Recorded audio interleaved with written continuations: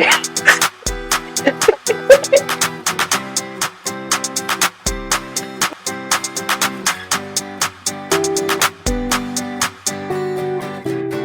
you guys for letting me come pee in your pod.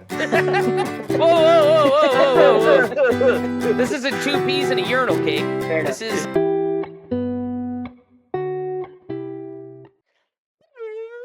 Sorry, I have a, like, on my seed transition, I have a Batman thing. But I'm Derek. And I'm Jared, and this is 2 Peas and a Pod. What? Is it another Saturday night stream? No way! Oh, it is a Saturday night shenanigans, as we call it. What are you sipping on? I'm currently drinking some Chardonnay. So my sister is here this weekend helping me decorate my house because I have no sort of, interior design knowledge. So she's here and she likes to drink wine. So I asked what wine I should pick up. And I have this Chardonnay, which, like, it grows on you the more you drink it. It's not great. What is it? What is it? What do you mean? What is the brand? Tell me about Shutter Homes. Shutter Homes. Oh, yeah. Shutter Homes. Complete dog shit brand. Yep. Yeah, nothing wild. Like, I'm not spending $50 on a bottle of wine. Like, I'll spend $90 to $100 on a liquor, right? Like a whiskey or whatever. But wine, dude, this was $13.98. $13.98 per bottle. For a box or what? For a 1.5 liter. Okay. Yeah, let Sutter me tell Homes. you, it's pretty good after you have like 2 or 3 glasses. With wines, you're going to get the same thing as you do with those high-end liquors. Like, you're going to get a pure quality, like, it's going to hit less the next day, and wine tends to hit. Let's be honest, wine hits you hard the next day. It's a different feeling when you're drinking it and the next morning. But what I will tell you is I am not like I used to be back when I was 21.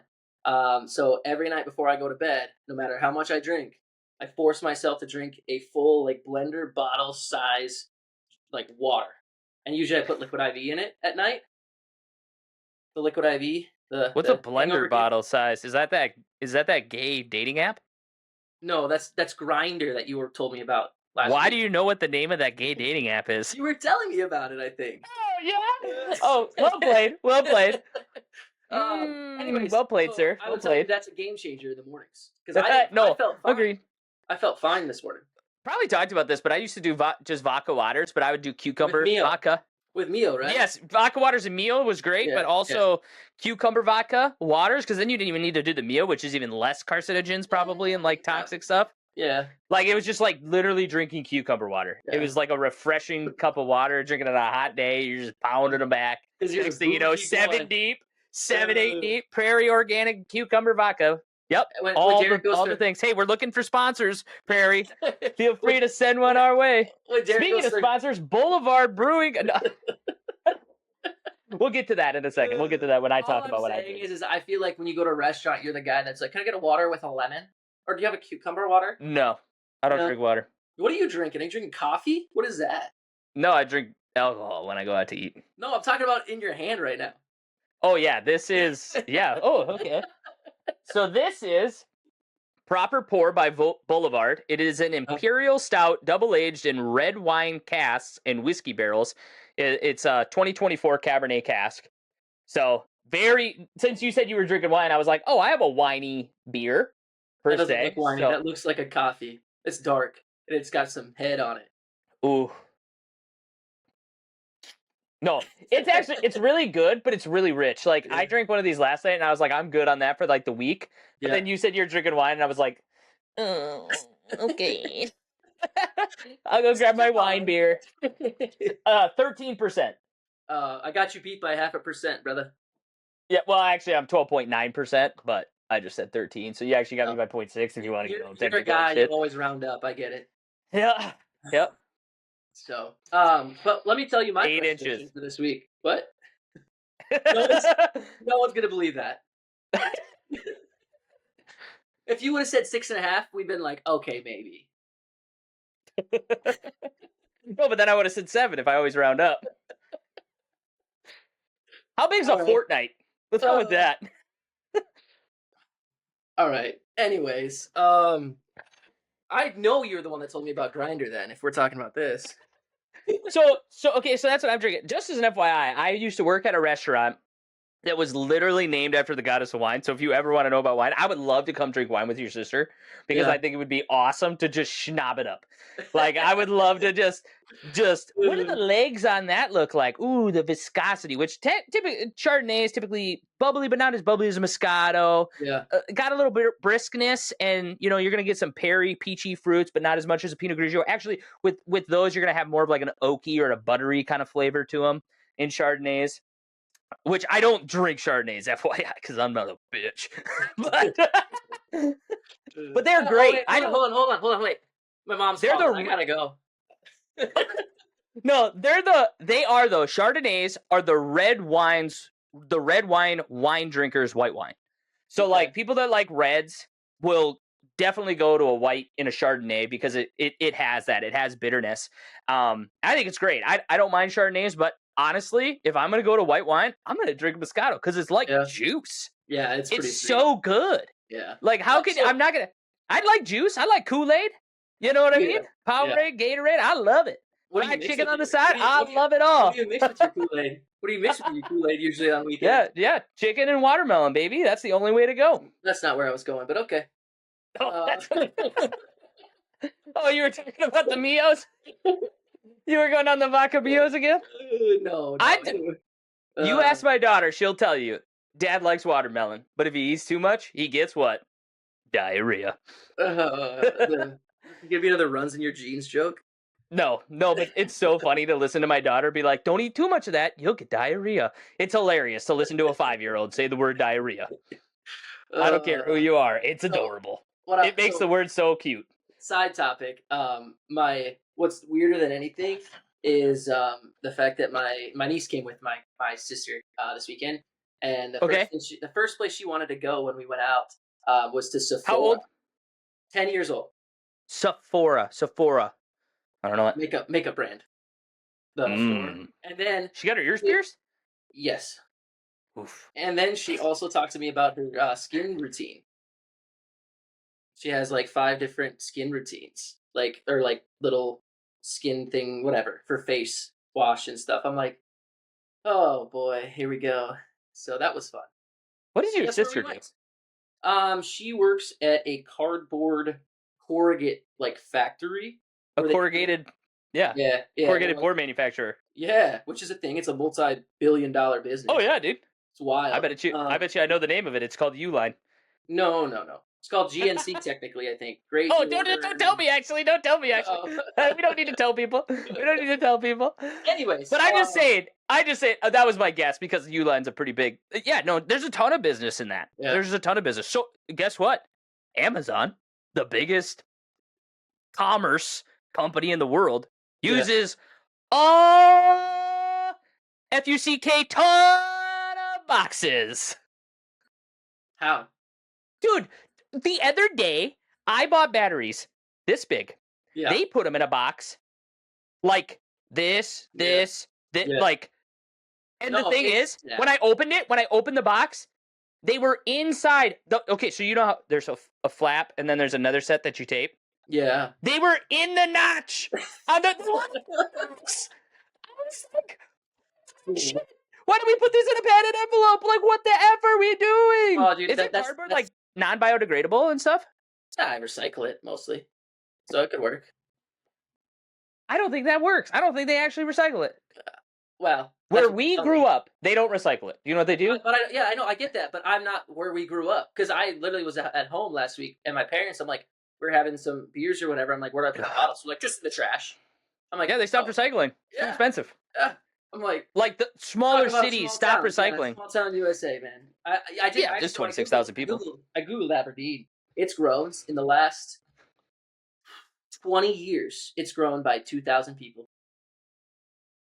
It's now like 28,000, and when I was growing up, it was like 26,000. Yeah, 26, about 26.5, right? So it's like 28.5 now. Yeah, nice, good for them. No, not really. It is a good place. It is a good place to be. South Dakota is a place that people want to go right now. Yeah, and people are complaining about. They don't recycle it. People are like, "Sweet, I don't got these 2 boxes." Trash. Throw it in the trash. Throw it all in the trash. Throw it all in the trash. That's what people are doing, dude. It's great. It's definitely a red state. A red state. We'll put it that way. I don't know that that's a red state function. That is just. I will tell you. The market said this is stupid. It Right. costs more than it's worth. That's stupid, right? But sometimes you got to think about more than just the cost, like recycling to save our planet, kind of thing. Doing like we just talked about last week with new renewable energies and stuff. Some of those kinds of things. I mean, sometimes the benefit for the greater good outweighs the cost of doing something if it's more expensive. Okay. 2 points, real quick.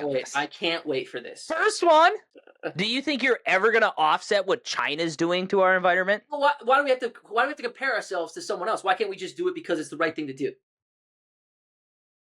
I feel like there's a really good analogy for this. Oh god. But it's like if you're the kid not pooping in the pool, but there's 10 other kids pooping in the pool. Can we just say? Would you still not swim in the pool? Like it's still stupid. If I saw just not the shit in a pool, I would not swim in it. No, I would not. But here's the thing: it's the only pool you can swim in, and I wouldn't swim. And everybody's just in that pool. 10 kids are pooping in the lake, dude. Because at least I know there's already. There's no lake. There's just this pool. We're all living in the pool. Where is this world at? That there's just one pool. I'm just saying that I'm not saying you don't do it because of them. I get it, but I'm saying that, and that's not how it goes. No, I know it doesn't. I know that doesn't how it works. But simultaneously, you're putting it in a box in the other direction. Sure. Like they're both boxes. I think the answer is somewhere in the middle, and you're never going to force them to do it. So the only way to ever actually force them to do it is be competitive in the market to the point where they start to die. And I'm not saying I'm not saying Chinese people. I'm saying China as an organization needs to not have its foothold in power, but because they can constantly mistreat human beings. Yes, as CCP operates, they are going to continue to become more powerful because they cut all the corners, and therefore America's never going to catch up because they're trying to be altruistic, even though at the end of the day, altruism is really null and void. It's everybody I want to do this because it makes me feel good, which is actually the opposite of altruism because nobody cares about you and your feelings in altruism. Right. Anyway. And then the second point that I would like to make about this is solar panels, for instance. You brought that one up. I just want to make a quick point. Go look at the solar fields in California. Did I bring up that huge? That's the renewable energy. But anyways, beside the point. Oh, I thought you said renewable energy like solar. I thought you said. No, like we were talking about last episode. But go on. Continue with your point. Solar panels, though, are air. Let's talk about all of it here real quick. Wind farms? Yeah. Stupid. They're already canceling all the programs. Because it literally can't sustain itself. And solar programs, go look at that huge multi-watt one that happened out in California. That was a megawatt or a gigawatt or something like that. Big one. Only 20% of the panels even still stand and they're not even all functioning. Yeah. They have actually killed millions of birds that fly over them because the solar rays bounce off, come back, and fry birds out of the air. So did you want to have a reaction to that? No, I'm just saying. Well, are you one of those birds aren't real guys? So who cares if the robot birds die? Who cares if the robot birds die? Birds aren't real. Just government surveillance pigeons. I saw a topic or a news article or something that was the government has been controlling the weather since 1970, and it was about the hurricanes and stuff. And I'm like, have you seen the patents on weather control devices that have been put in? I'm just saying. I think it's. I'm not saying that it's real, but I will tell you this: when I was a kid, my uncle took me out into a field, and he saw rain clouds, and he had this gun, and he shot them at the rain clouds because we were expecting no rain. He shot them at the rain clouds, and about 6 hours later, we had rain that day. It was a weird thing. It didn't. When I say he shot it, it had a battery pack of sorts. It was a tube of sorts. Yeah. And he pulled the trigger on it, pointed in the direction and pulled the trigger. Could affect the atmosphere like that. Do we know? Do we know? It's a legitimate question. I don't know. Asking a question because I'm assuming it's handheld, right? It wasn't some big. Yeah, it was no, but it was think old school musket with the big a bell bottom barrel type thing on it. But that's the tube size is what I'm getting at. Not necessarily. This was back when I was 10. Well, I would have been 12 to 14, somewhere in there, between the ages of 12 and 14. Long time ago. Yes, long time ago. So, all right. But anyways, water witching. Look up water witching. Look up water witching. that was a thing where it's like witchcraft. It's witchcraft on water. Hey, this is the beauty of sometimes organic conversations. And they can go. And the fact that I have a intranet machine here. Water dousing. Oh, that works now? It's spotty. Oh, water witching, fact or fake from Farmer's Almanac. That seems like a reliable source. Yeah. And I'm not saying again. Wow. Holy shit. Sorry. You don't have your dark mode on anymore there, bud. That's his website. You can't control dark mode on the website. Anyways, all right. Mm-hmm. Do you not have like Opera or what are you using? Chrome, I think, even has it. Chrome, but it's only during the search. Once you go to the actual website, it can't. It doesn't. Anyways. Oh, it should be able to. Opera. Hey, Opera, if you're looking for an ad person, Opera has dark mode for websites. It'll force dark mode. Talk amongst yourselves real quick. I'm reading this. So, again, I'm not saying that I necessarily believe water witching, but it's a real phenomenon. It's a thing that people believe in. And I have seen and heard of instances. Again, I don't even want to say that I've seen an instance of that. As far as I knew, we weren't expecting rain. Then I saw them go out and shoot this gun at the rain, and we got rain. It wasn't that day. It was like 6 hours later or something like that, or maybe it was 2 days later. I don't honestly remember the story or how it all happened. But I remember going out and doing this. We might have even done it multiple days now that I'm thinking at it. But we were just in like drought conditions, and then all of a sudden, we got rain. It was wild, dude. Water witching is also known as water dousing. So some people do believe it's real. Some people think it's fake. Some people think it's just I'm iffy on it. I don't know. It's talking about a tool being used, and it has to be flat, cut from a tree, 12 to 16 inches long. It should be relatively flat. So it sticks. No branches sticking out in odd directions. It's a stick. And underhand grasp. There's like a whole. It's like a whole thing. Yeah, dude. I'm saying this is not water witching. This is not water witching. Water witching is like witchcraft based on water. Sure. It's similar to this. Okay. It's similar, but this is using technology to do it. Yeah. Yes, there's a technology aspect of it, and I would say that people, in a way, have been able to control. I mean, you've heard the thing about the jet streams. That's why you see the clouds in the air. There's all sorts of stuff. I'm just saying I'm not going to go out there and say it's not possible that people are messing with the weather. I think it's very possible people have been messing with the weather when you see all the patents for it. Mm-hmm. But I'm just going to say without definitive evidence, it's hard to say. But that's what a lot of people are saying. Look at all these hurricanes. Look at how extreme the weather is getting. Yeah. TBD, right? TBD. These are meant to be TB'd. I'm excited for tomorrow, by the way. Sunday? Yeah. You know why I'm excited for Sunday? Take a wild football. Guess. Ah, yeah, there it is. Football. My fantasy team is like okay right now. Your Raiders suck. I'm not ever really excited about Sundays. Haven't been for two decades. Literally 2 decades now. Over. They're trying to trade Devontae Adams because he just doesn't want to play anymore. Well, I mean, that makes sense. Yeah. Anyways, my fantasy team is actually doing okay. They're 3-2, but I lost because twice, obviously 3-2, because Love was out for 2 weeks, and I had Richardson from the Colts, and his first week he like dropped bombs, and then he just shit the bed. Then he hurt his hip. But I didn't want to trade. I didn't want to spend more of my FAB money to pick up another quarterback when Love was. Oh, you're in one of those leagues where you spend money. Well, it's like fake. Like you get X amount of dollars. Yeah. It's like a salary caps.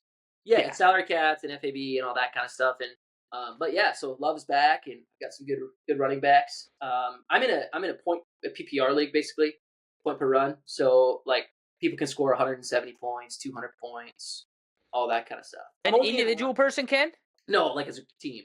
But like some people can like my 1 week I scored like 180 points, and like I had a 30 some points running back, 50-point quarterback, 30-point running back, 20s in the receivers, and then my kicker scored like 18 points one time. It was wild, dude. I think the highest in my family league, because I'm in 4, the highest in my family league was 287 I've seen so far this year. But we have defensive players. Oh, so we get rid of the defense. How many active players do you have though? Like on that. So quarterback, 2 running back, 3 wide receivers, a flex, 4 defensive players being a D lineman, a D back, a linebacker, and an IDP, which is like a defensive flex, and then a kicker. Yeah, I've seen 287. And just as an FYI, Kirk Cousins, who go look up what Kirk Cousins scored last week in your league. You mean Kirk Chains? Yeah, yes, exactly. Kirk Chains. He scored 72.6 points in my league. And that's because I have it made where every yard is worth 1/10 of a point. Yes. Yeah. Right? 10 points for it's worth 1/10 of a point. Yeah. 10 yards per point, exactly. But that's quarterbacks too. Correct. Where typically 20. I'm in the same league. Same style. Kind of thing. Yeah. So Kirk Cousins for me scored, or not me, I didn't have him, but in my league scored 66.5 points. So there's some sort of.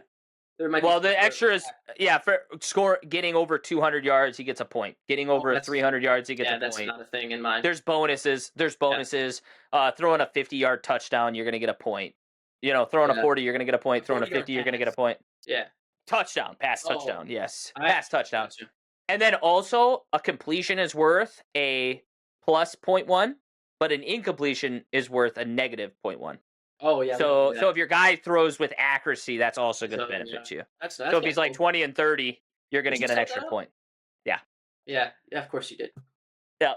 I like to make quarterbacks are the most valuable player in the game. So I feel like this whole like cuckolding them by like making their yards worth less, making their touchdowns worth less, making like I shift all that, but then interceptions are -2.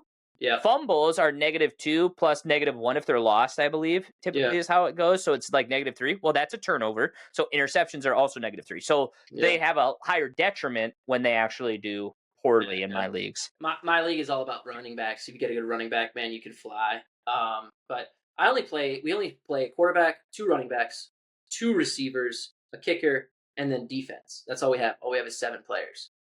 Oh, wow. Yeah, we play 7. And then we have 2 keepers. We're a keeper league. So we get no 2 tight end? Oh, shoot, and a tight end. Sorry, so 8. Okay. Yeah, okay. 8. Yeah. So I have a tight end too. I don't think I've listed that one either, but we have a tight end as well. Yeah, so you have like almost double, like probably. So I'm in 2 leagues with 4 defensive players. Leagues with 4 defensive players. And then I'm in a league that's 2 quarterback, 2 running back, 3 wide receivers, tight end, flex, 2 defenses, and a kicker. God, and the bench is only 3. Oh, I have 7 on my bench. 3-person bench, dude. So I picked in that league this year. So as I was drafting it, Gibbs from the Lions came up. Yep. Amon St. Brown came up. These were the best players when I picked them. Like they were the best option. So I picked Gibbs. I picked Amon St. Brown. Then Sam Laporta was the best option I had. I was the 12th overall pick. So I like snake drafted. I was like, well, I'm going to take Amon St. Brown and Gibbs. Yeah. Yeah, Sam Laporta has been dog water. Yeah. So again, this is just a lot of people have, and we should get to that too. So Sam Laporta, and then you know what? At that point, I had 3 Lions players on my team, and then I also picked up Calvin Ridley on the way back around, who's been also dog water, but he was also a buy on week 5. So I said, you know what? Week 5's chalked. Let's send it. So I got Jared Goff, I got the Lions defense, and I also picked up Bates from their kicker. But you're also relying heavily that they're going to be good all year. Yes, I did, which I really thought they would be, and that's kind of stinking. That's kind of hurting a little bit. I think last year was the year they could have done it, and they didn't. I don't see them that glory back. I think people have learned their play style because that's sometimes what happens, right? So in the NFL, right, you have a nice scheme of play calls or a different type of defense and stuff, and you do really well a year, but people study on the offseason, they study film. They look at everything and they learn how to break your defense, or they learn how to break down your offense and cover the right person and know your formations and stuff. So if you can't reinvent yourself every year, you have one really standout year because they can't figure out how to cover you, and then you're done. You know what I mean? I think that's the sophomore year kind of development with quarterbacks, right? So like CJ Stroud, I said either he did good last year, he needs to do good again this year, and then I can kind of stamp him as quarterback approved. Jane Daniels is kind of exactly. Jane Daniels is kind of having that year right now, and he's even leaps and bounds ahead of what Stroud was doing in a certain way. Just statistically, I like Stroud a lot. I haven't seen much of Daniels. I just haven't watched his games, so I can't really speak to it. they're comparing him to RG3's first year. Yeah, and scrambling quarterbacks, I think, can be hit the worst. Go look at Cam Newton. Cam Newton, greatest rookie year for a while. I don't think his stands anymore. Had a really bad sophomore slump. Yeah. Had a really bad sophomore slump. And I think that happens mostly to mobile quarterbacks. And CJ Stroud was a pocket presence guy, so I didn't think it was going to happen. I think, though, also, too, it's also their demeanor and how they approach it. Like, they're doing really well, and sometimes it gets to their head. So, like, Cam Newton did really well, and I think he thought he was the shit. And, like, so he didn't try to continue to work hard, get better. He was like, But he did eventually, though. Like, he's pretty good. Where's he at right now? Well, he's not in the league, but he's retired. How long did he play, though? He didn't play very long, I thought. Like 8 years, I think. Yeah, but how long was he relevant? 3, 4 years? I mean, the Carolina wasn't great. He did good, though. He was, and then after Carolina, he ended up at New England, and after that, it was over. No, I agree with you. I'm not saying Cam Newton's like a perfect example of a guy that pulls out of the sophomore slump. Yeah, I think mentality has a lot to do with it once you're such a breakout. Like Daniels, if he can do really good this year, which he is, and then continue to improve and not let it get to his head, I think he could continue to develop.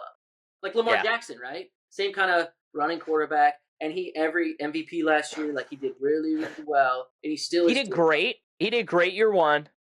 He had a sophomore slump situation as well, but I think he's pulled his way out of it. That's probably a better example of a guy that pulled his way out of it. And I could be wrong about that, but this is all anecdotal. This is literally the eye test, in my opinion. And that's how I would say me. Like, this is not stuff that's backed up necessarily by fact. Right. Like, even CJ Stroud, I would say eye test wise, I'm saying he's got a sophomore slump because I'm not seeing him blow it up the same way I feel like he blew it up last year. What kind of targets does he have? Look at their receivers. I don't know a lot about the Nico Collins, Stephon Diggs. Yeah, but Diggs hasn't been relevant since the Vikings. He did. No, whoa.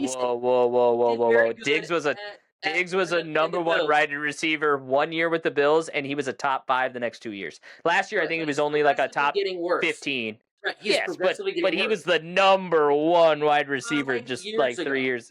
No, 3 years ago with the Bills. Bills. Right, but that's 3 years. No, yeah, he's petering off, but he's still good. He's not Nico Collins is the number one. Yeah. Stephon Diggs or Tank Dell. Actually, a lot of people say Tank Dell was going to be the number one there, but Nico Collins has kind of showed that he is the number one. Tank Dell is pretty solid. Then they picked up Joe Mixon as well, who Joe Mixon is not somebody that you'd really think. Joe Mixon would have won the Heisman if it wasn't for RG3. No. Marcus Mariota throwing for 5,500 yards his senior year and getting the MVP. Yeah. He's also injured now. Joe Mixon ran for 2,600 yards. Yeah, his last year, injured like the last, which is the most ever by anybody as a running back in the NCAA. You talked about the Heisman. Let's. I gotta look this up. Again, talk amongst yourselves. So, I like fantasy football. I think it's a lot of fun. I've been following a lot of like Pat McAfee show though, because I like the football, but that's where I get a lot of my advice from. And not that I actually pick up people according to that, but I'm kind of like an osmosis guy. I don't know where you stand on that sort of stuff, but I just kind of like I listen to information and I make my own decisions. I don't really like what's that? Osmosis Jones. That's a great movie. Oh yeah, dude. What is that? What is it? It's Robin Williams, but what's the name? Is it just Osmosis Jones? Is that the name of the movie? Pretty sure. Let me look. I didn't think I thought that was just the name of the detective or the character. Osmosis Jones. He's one cell of a guy. That's awesome.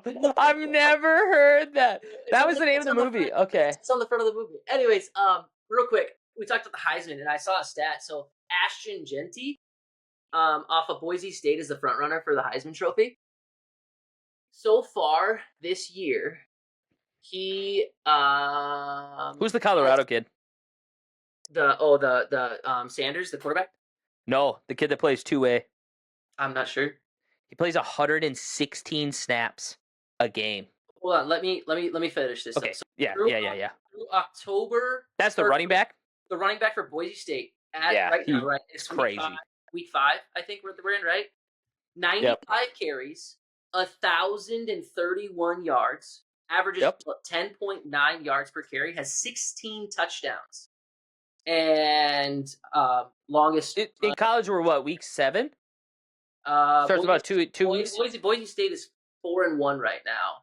and they played. So they're week 5 too. I think week 6 because they play tonight. Okay. So That'd be either worth way, like watching. he's over 1,000 yards, and it's a quarter of the way through the season. How wild is that? Yeah, that's what I'm saying though. Like, I that's why Joe Mixon's getting brought up. So again, I watched the Pat McAfee show, and it's just like Joe Mixon ran 2,600 yards. This kid is pacing for that kind of stuff right now. The kid that you just mentioned from Boise. So it's like that is why. But Marcus Mariota threw for like 5,500 yards, which is astronomical. That's such a big number, and that doesn't even include what he rushed for. Yeah, but that's like what Arch Manning did the last 2 games. He threw a lot. Arch Manning, but he's not even the guy. He's a redshirt freshman, so he's got time. But what? He's not a redshirt freshman. Oh, he was a redshirt freshman, but he's not a freshman. Yeah. He's a guy that redshirted as a freshman, but he's not a freshman at this point. No, and the Mannings have said they're very happy sitting behind whoever the guy is, who was the Heisman front runner for a time. He's still one of the high. They're also projected to be like one of the top picks in the draft this next year. Yeah. Do you see in the Heisman race who the kid from Colorado is that's not Sanders? Give me a sec here. He redshirted. Yeah, he redshirted last year, so this is his true freshman year, I guess. Okay. Yeah. So this is his true freshman year, I guess, whatever you want to call it. Yeah. Yeah, he's got a couple years. Let's see. Look it up. He's down, and I would be in that same boat, dude. Sit back, watch, take the reps. I've got a game I can go play. Yeah. Go tune the system, figure out what's good, what works, what doesn't work. Go back to the lab, work on it. Look at Green Bay's strategy, right? They hire a QB or they draft a QB and great strategy. 4 years later. Well, that's where when you see a CJ Stroud or a Jaden Daniels, that's amazing. Now again, Daniels still has to prove to me sophomore slump. I believe that's a real thing. Hunter. Yeah, he plays both ways. He's a corner and he's a wide receiver. He plays both ways. Yes, dude. Yeah. And he's dominant. A wild kid, yeah. He's dominant. He's destroying. 560 yards, 6 touchdowns, and he records 16 tackles, 2 interceptions, and 3 defended passes, which, I mean, those are not, I don't know if those are real stats, but. Dude, defended passes are. But what I'm saying is, like, defended passes are, like, one of those, like, I get the stat, but it's, I mean, if you cover someone so well they can't throw to them, that's also pretty good. You know what I mean? Dude, so I had L'Jarius Sneed. In my Dynasty League, I've had him for 3 years. In the first year that I had him, he was awesome. He absolutely crushed people. The next year with Kansas City, it sucked having him.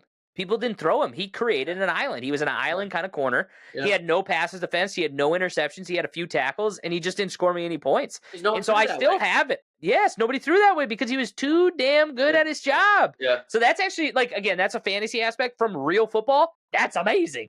Yeah. Right? You put him on the best guy on your team, and he is shutting them down.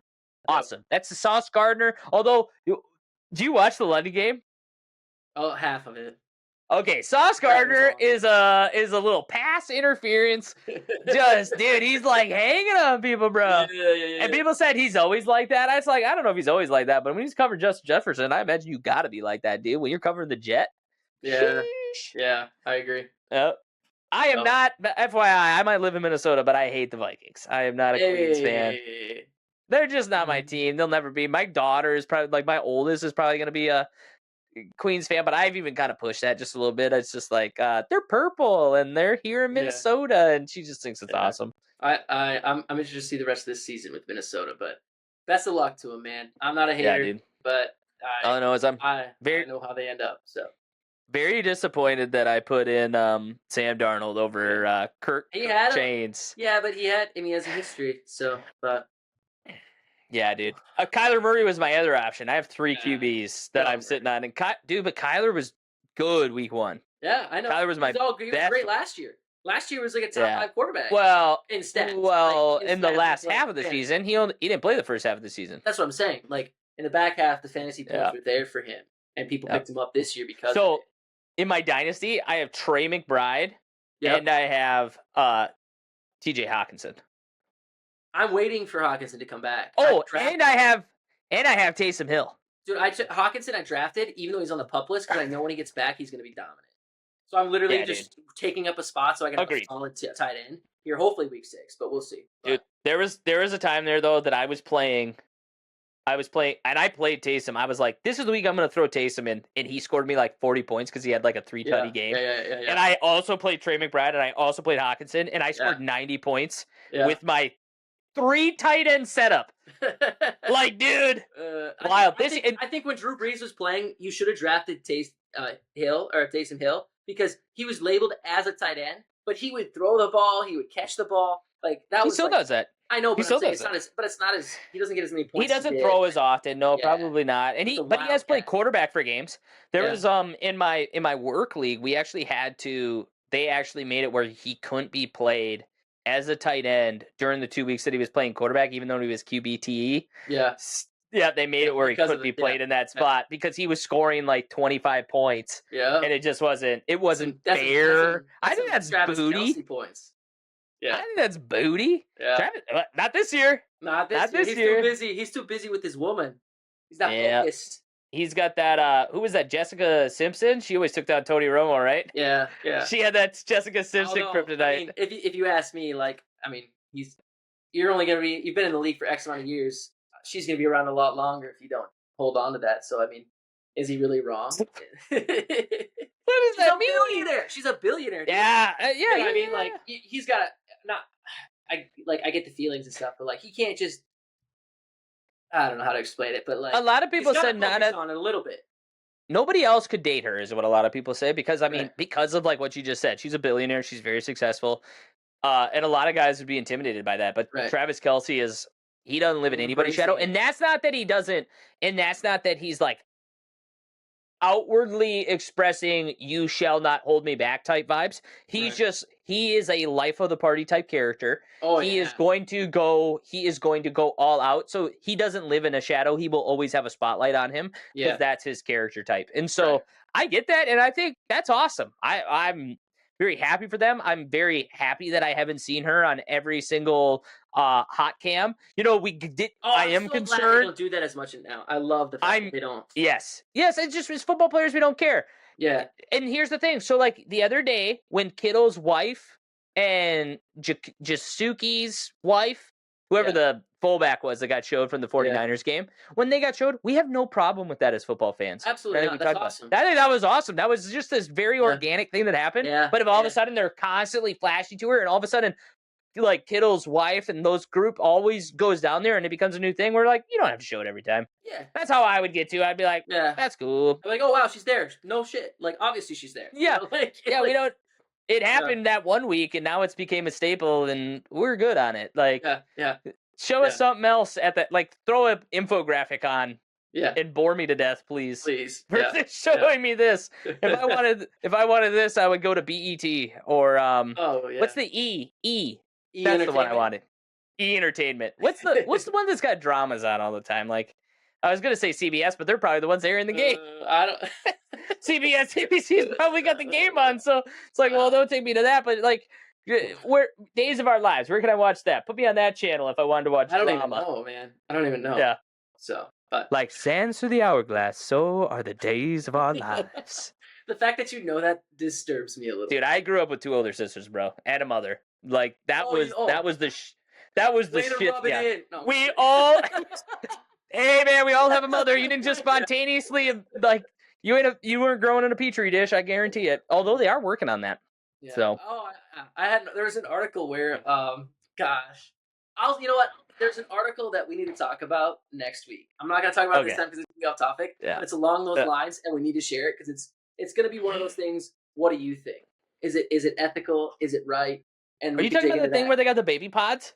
No. That they're growing babies in pods in like Europe. That too, but it's about like a mountain goat that they've like crossed genetically, like made and cloned it type. No, not even cloned. Like they grew it. Yeah, we'll talk about it. But that's who's the sheep that they did that to? Yeah, but they cloned the sheep, but it was still impregnated and like naturally birthed, but it was a clone of it.